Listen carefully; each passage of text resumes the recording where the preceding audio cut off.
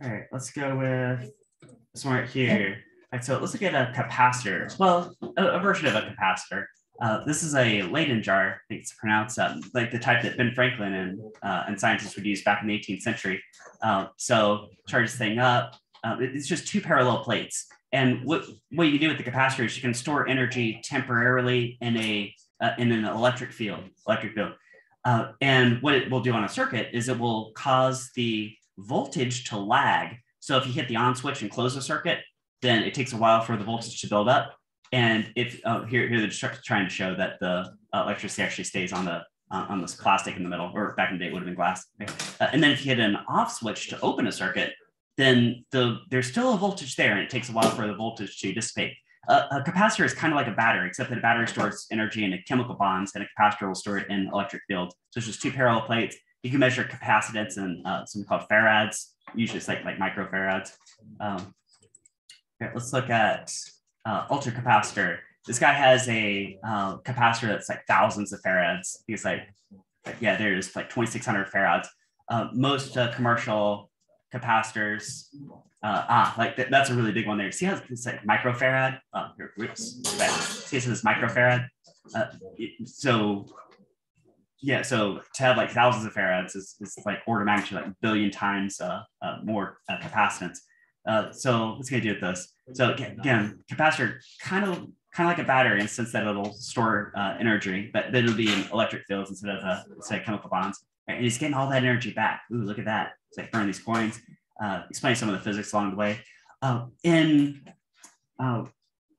In circuits, capacitors actually follow the opposite rule of resistors. So if you see a bunch of capacitors in series, you actually use the rules for like painting a fence to find the total capacitance.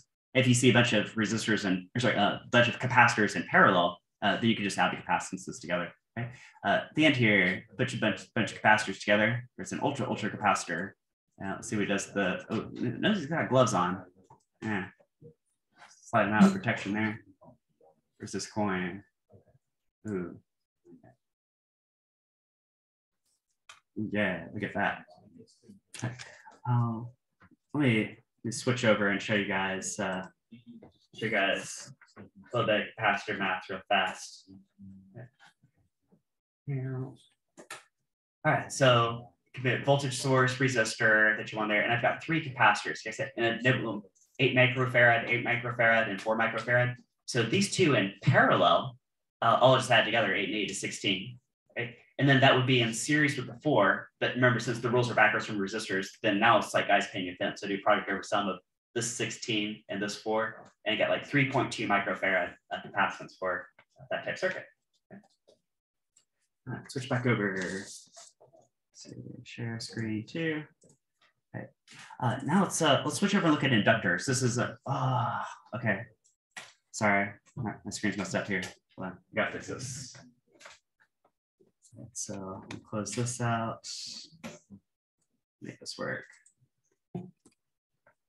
Has to reset. Okay. So the other thing you could throw in a circuit we're going to look at is inductors. Now, an inductor is literally what you're looking at right there. See, it's just like a coil of wires. That's it. It's just a coil of wires. And that causes a magnetic field to set. Well, actually, there'll always be a magnetic field around around the current going through a wire. There is like magnetic field. But if you loop the wires, then it directs that magnetic field. I guess that.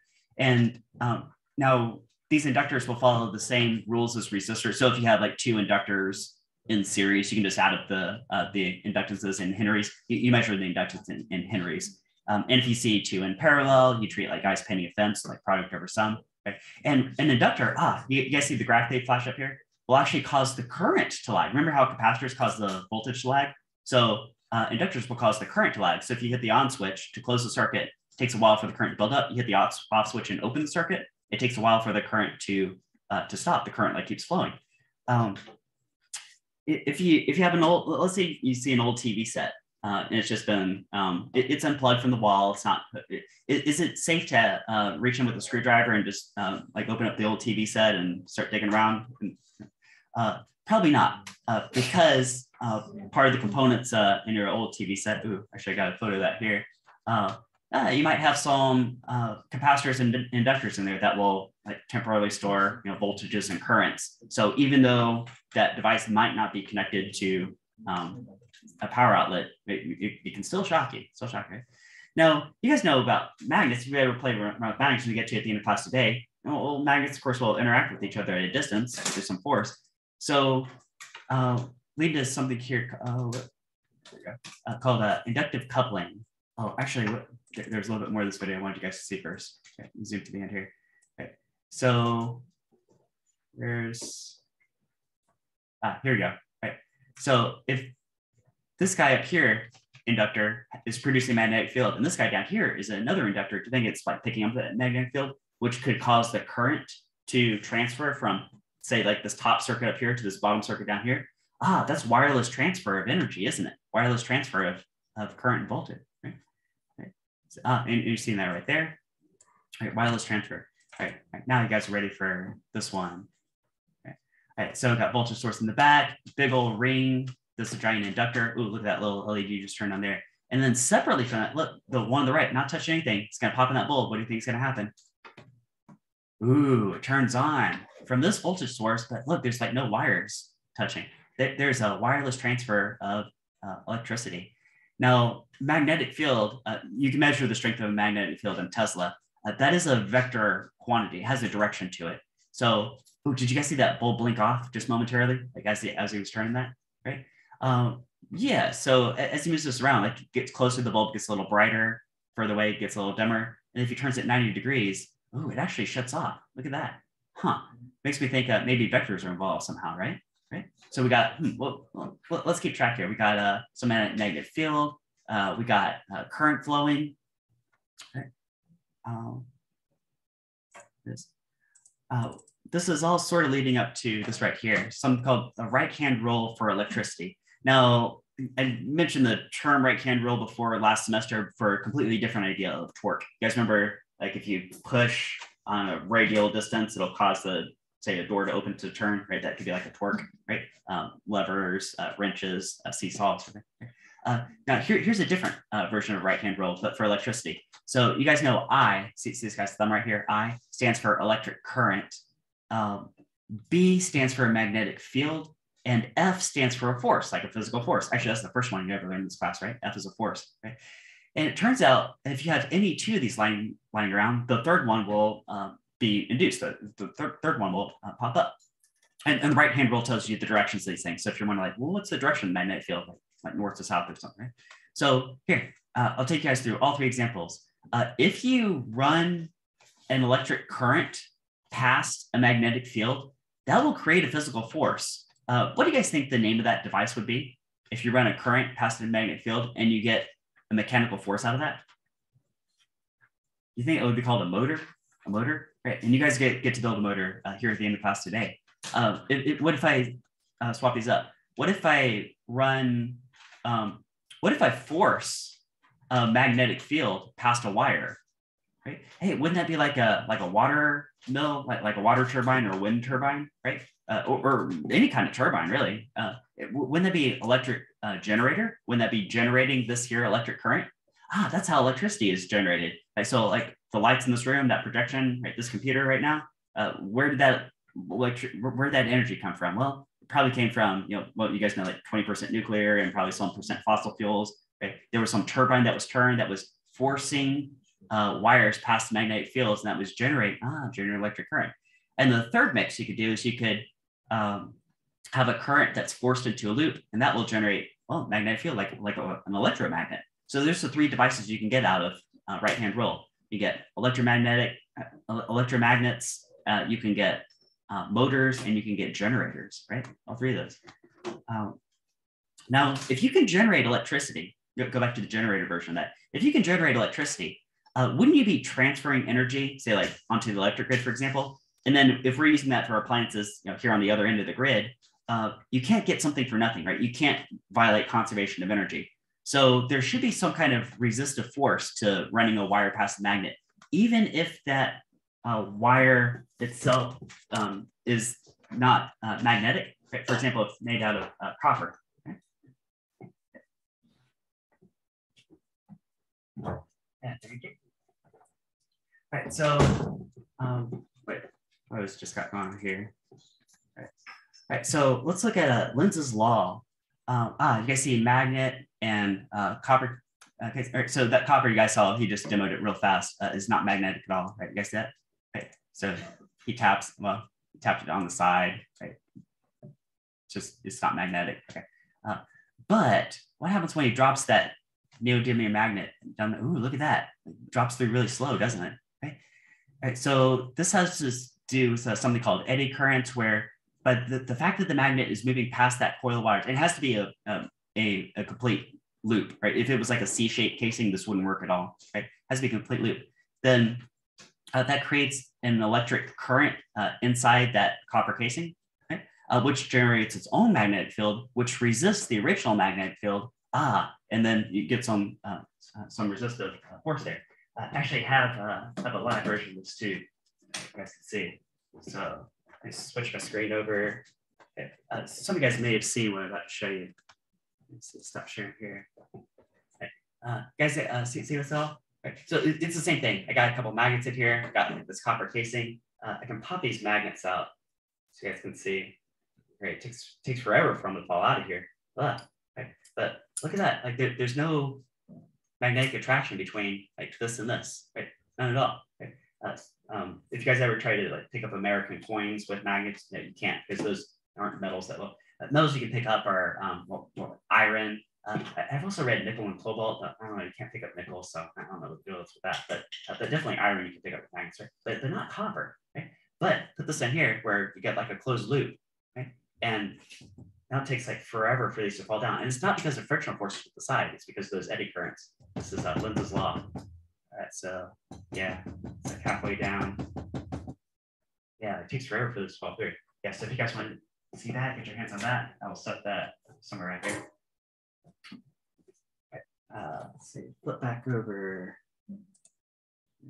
screen 2. Okay, let's do. Okay, well, but before I get going too far in this, let me go back and mention something about inductors. So let's look at this inductor here real fast because this one's fun.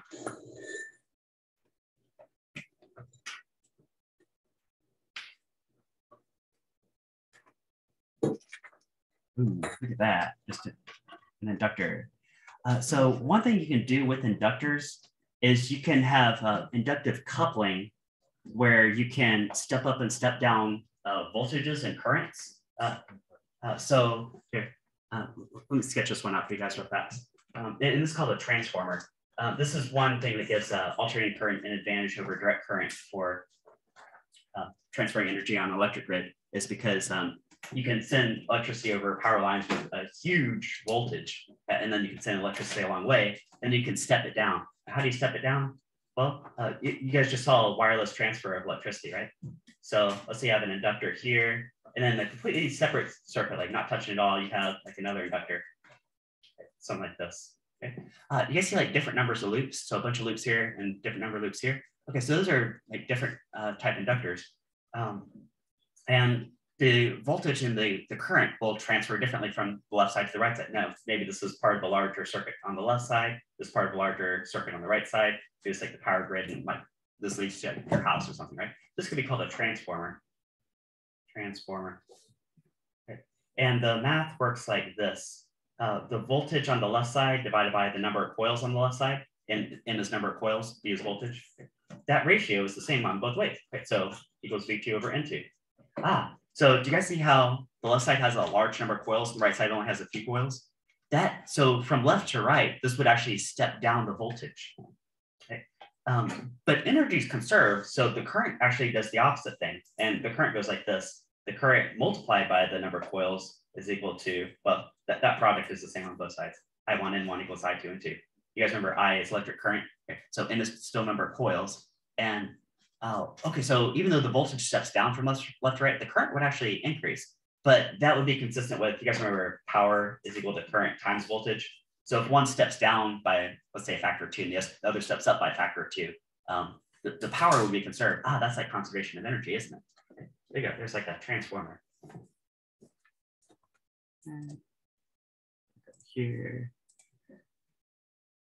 Let's look at, okay, so at some point we're here. By the end of class today, I'll have you guys build something very similar to this. Look what we got here. We've got a battery, like a voltage source. You guys see some magnets down there, magnets at the bottom, right? And a wire to close a circuit. Oh, look at that. So there's a magnetic field at the bottom. There's an electric current that's creating a force. That is a basic motor right there, isn't it? Isn't that a motor? Okay. Now, this exact design is kind of tough to build just because you have to get everything balanced really well. So I'll give you guys a little bit different version of a motor that you can still create with just some wire, magnet, and a battery. So we'll do that pretty soon. Let's look a little bit more at about magnetism. Here, let's get this one out of the way real fast. So another thing I'll have you guys build today is a compass. So if you either hang some magnets from a string or put some magnets in a cup that's floating in water, okay, then it will align to Earth's magnetic field. Why does Earth have a magnetic field? Because not all planets do. Earth has this molten core. A lot of the heavy metals sunk down into the mantle when Earth was forming, and the lighter stuff tend to stay in the crust. Maybe like a lot of iron, for example, down the core. And there's convection currents down here. You guys remember learning about convection recently? You guys remember, hey, there might be a similar process to the Coriolis effect. Right? You get this motion of these of the mantle with all these magnetic materials. You can get a magnetic field, and magnets will align to that magnetic field on the surface, and that's what a compass is. All right, let's do a few Paul Hewitts here. Paul Hewitts.